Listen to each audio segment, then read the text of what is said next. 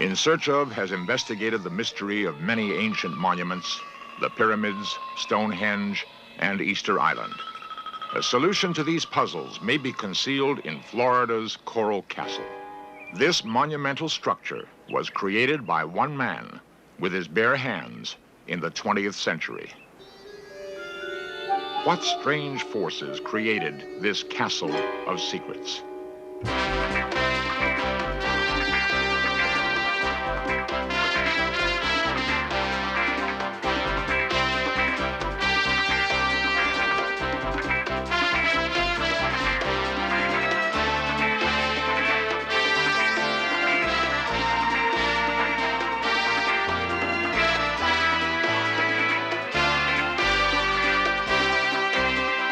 This series presents information based in part on theory and conjecture.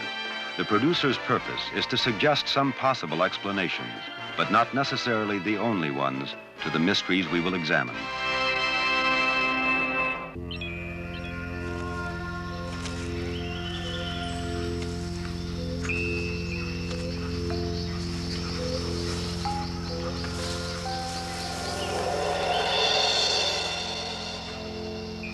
Coral Castle has been called the eighth wonder of the world. This place is a fantasy garden and an engineering marvel. The blocks are cut and set with great precision, locked without mortar. At 30 tons, the greatest single stone in Coral Castle is twice as massive as any in the pyramids. Here are massive megaliths, huge astrological symbols, and structures whose purpose is a total mystery. Surprisingly, 25 miles away is cosmopolitan Miami. Coral Castle was built not in ancient times, but in the 20th century. Most curious of all, Coral Castle was built in secret by one man, Edward Leedskalnin, a frail little hermit. With no modern machinery and with no help, he somehow hand-carved and lifted every single block, a total of 3 million pounds.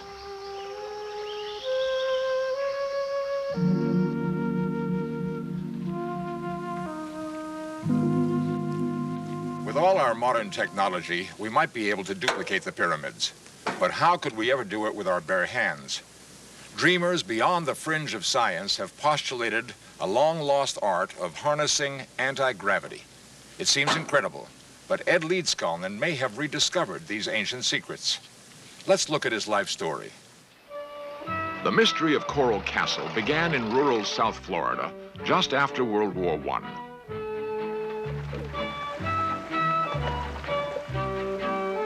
Settlers and land speculators began to move down from the East Coast, displacing the indigenous Seminole Indians. The newcomers found a humid, sprawling tropical land, full of mosquitoes and opportunities. The great Florida land boom was on. In 1919, as recreated here, a real estate man named Moser was scouting land along back roads near the Everglades. He spotted a stranger. At first, he thought it was a boy and was surprised to encounter a very small grown man. The stranger couldn't weigh more than 90 pounds. Moser, always friendly, offered a ride. The little man introduced himself, Edward Leedskalnin. Recently immigrated from Latvia, he said with a smile. Was searching this part of Florida for a specific plot of land. Moser realized the little man had advanced tuberculosis.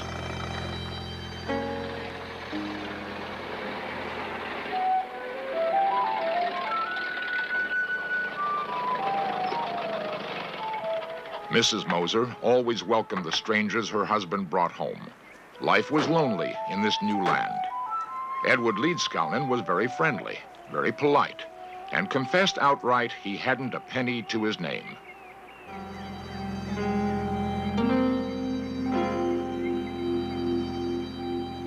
The Mosers selflessly took young Ed into their home and nursed him back to health.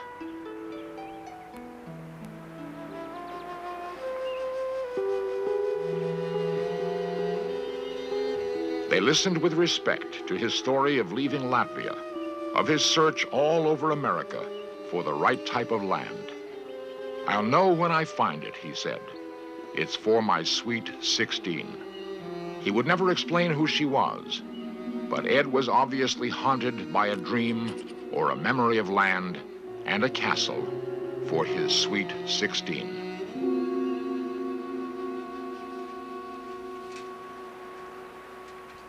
As soon as he regained his health, Ed continued searching the backcountry. Crazy Ed and his rusty bike became the butt of many local jokes. Neighbors, watching him prod the ground, began rumors that he was hunting for buried treasure.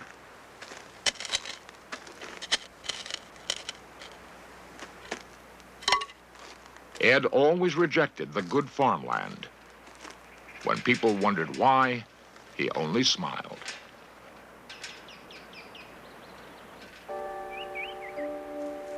Finally, he excitedly brought Moser to a remote plot. Moser was astounded, for Ed had unerringly located the worst acre in the state. It was all bedrock, right up to the surface. You couldn't plow it, you couldn't farm it. Moser gladly gave a small section to his friend.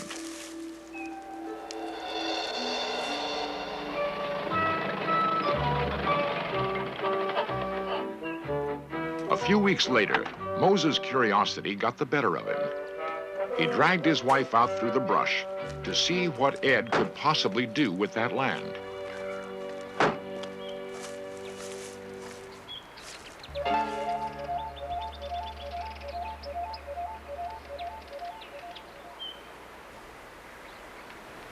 They couldn't believe their eyes. Ed had somehow cut a 10-ton block of solid coral right out of the bedrock and hoisted it into the air. As they nervously approached his flimsy tripod and the block which could crush them in an instant, they realized there was something more than craziness in Ed. How did he do it? Ed smiled and said, "It's not difficult, really. The secret is in knowing how." Why did he do it? He smiled again. "Someday, my sweet 16 will come."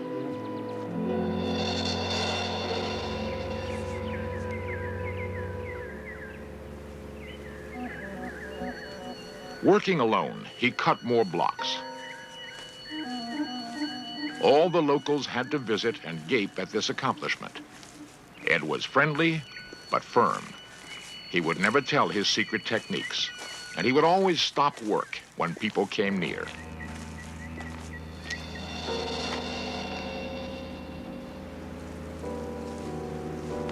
Trying to catch him at work, the neighbors took to spying.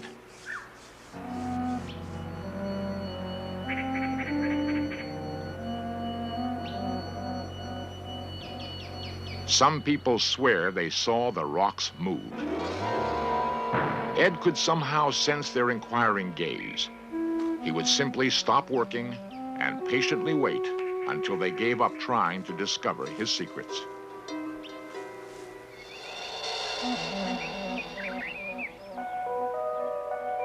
"60 years later, the completed coral castle still embodies a number of unsolved mysteries. Francis Wilson. This block weighs 9 tons. It's just one piece of rock. See what you can do with one hand?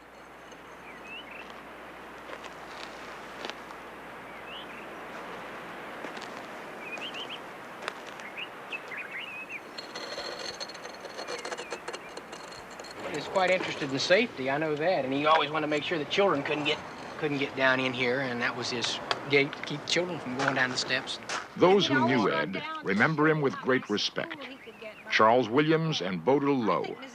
I guess I was maybe 6, 7 years old. I was born and raised about 300 yards from this place, and I would see Ed quite often at the little country store we had, and he was a very slight man. I don't think he was probably any taller than I am. I'm about 5'6". Probably weighed somewhere in the neighborhood of 100 pounds. He always looked frail and sickly, but obviously very strong. He'd say this is because of the stars and the moon, and he would go on and he would show us his electrical machine. Now he made electricity, and he would jump in his bathtub and show how the water would come to certain levels and how he heated it with the sun. And he'd always divert your question. As I say, a very gentle, kind person, and he was, of course, highly intelligent. Many people thought he was a little cracked because he was smarter, I think, than they were, probably. His whole life and whole being was very frugal. Just sustained himself, I think, more or less. And some nights we'd come in the moonlight and sit and walk around in his park. And he would come out and tell us his story if he had a small audience. And he would go along in a very normal sort of a voice, and then we'd ask him why he did it. And they'd say, oh, well, someday my sweet 16 is coming, and he'd look up in the stars, and he would get very ethereal in his voice, and he just loved talking about his sweet 16. And he always spoke of her as sweet 16. She never grew any older. It's kind of nice. There were many rumors about mysterious Ed. One held that he was an eccentric miser and kept a stash of money. Late one evening in the 1930s, a band of toughs waited until he was alone in Coral Castle. Little Ed could never have imagined such a shocking intrusion into his private world.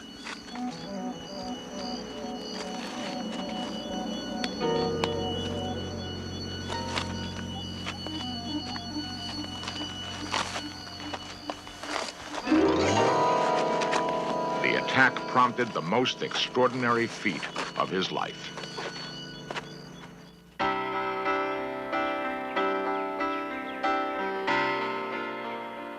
Coral Castle was originally built in a remote area of Florida. For years, Ed Leedskalnin felt safe in isolation, away from the harsh realities of the cities. He had carved this place with his bare hands as a Shangri-La for his sweet 16. Barely surviving a brutal robbery, however, Ed decided to seek safer ground. When he moved, Ed took more than his toothbrush. He took Coral Castle itself. He hired a local truck owner and with characteristic secrecy, politely asked the man to step around the corner. The truck would be loaded in just a minute.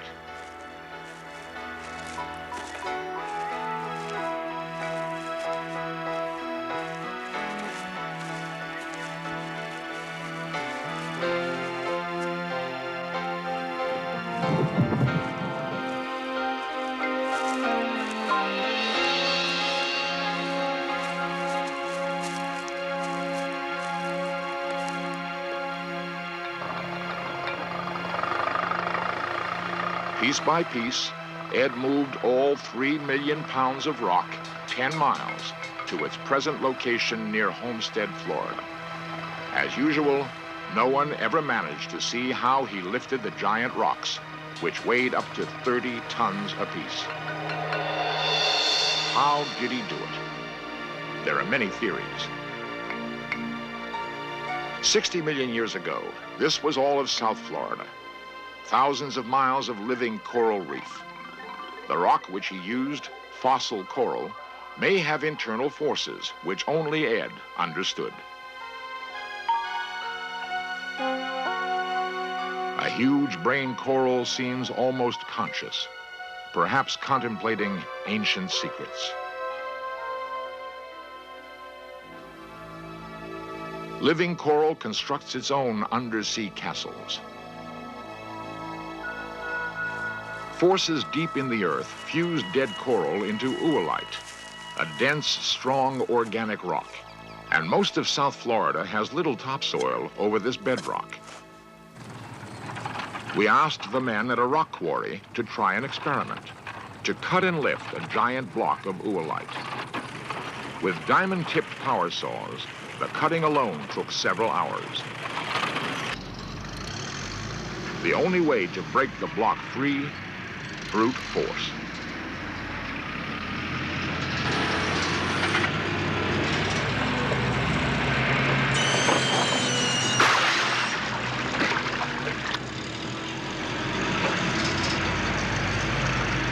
Then the test. Could they detect any unusual buoyancy in the rock itself? Using a 600 horsepower crane, could they lift the rock?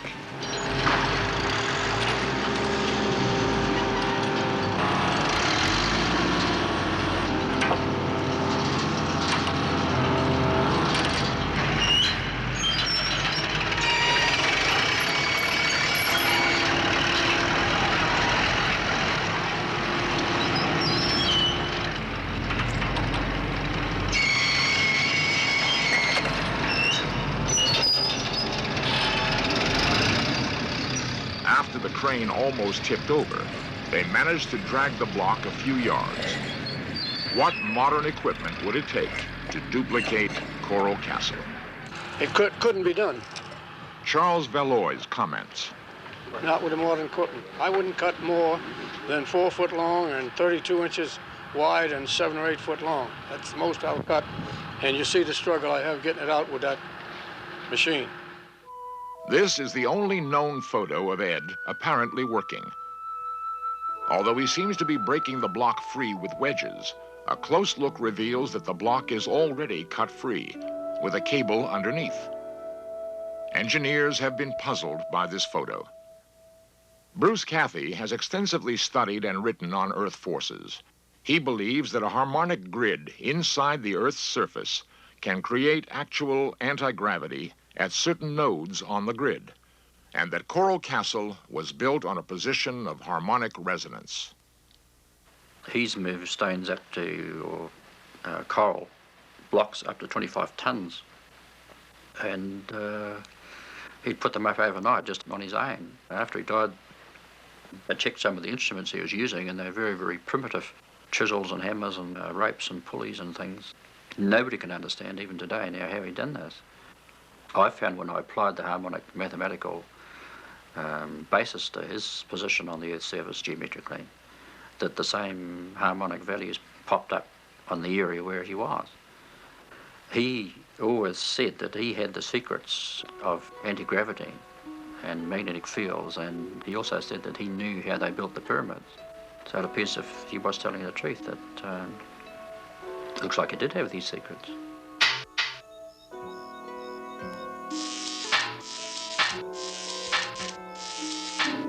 Ed performed many strange experiments with magnetism, although he had no source of conventional electricity. He hinted to neighbors he was on the verge of a monumental breakthrough and published his preliminary results. His book, however, is as incomprehensible as Einstein's unified field theory. Just as Ed always worked in secret, he also preferred to take his own photographs, posing in his one suit with a self-timed box brownie.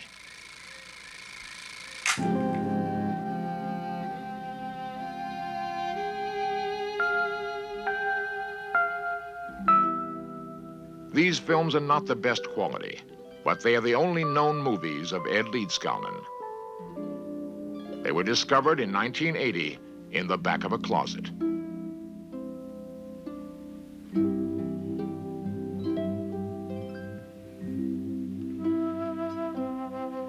They reveal the Ed that most visitors knew. Animated, friendly, a simple man.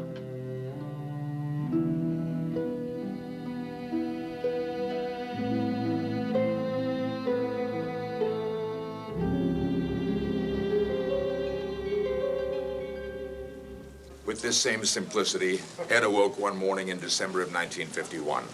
He put on his one suit, hopped a bus, and checked into Miami's county hospital. The doctors were appalled to find him near death from malnutrition. For a while, he rallied under their care, and then died quietly in his sleep.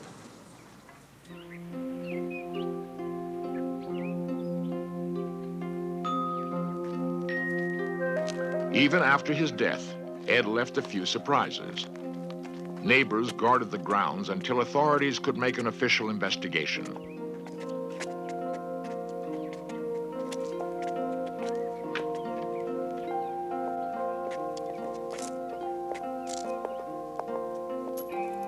They found his living quarters as Spartan and as ingenious as the rest of Coral Castle.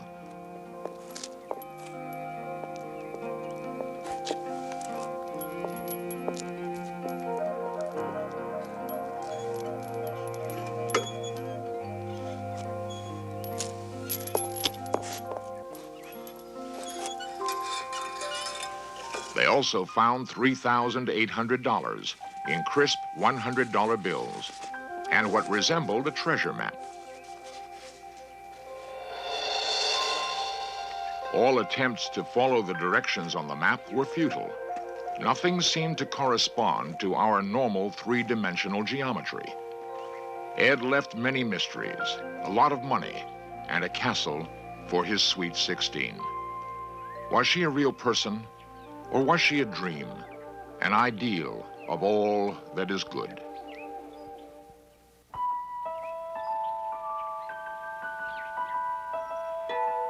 Children love to visit Coral Castle.